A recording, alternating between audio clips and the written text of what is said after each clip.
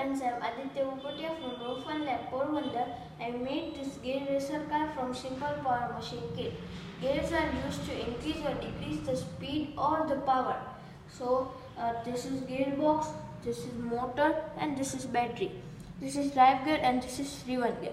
Both gears are same size, so the output speed is same.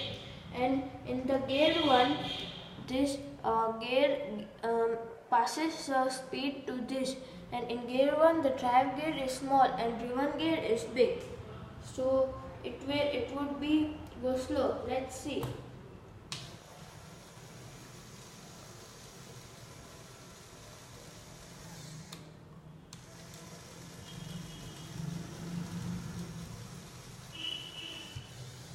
It's slow, so let's change it to gear 2. In gear 2, the drive gear and driven gear are same size, so the speed compared to the gear 1 is faster. Let's see.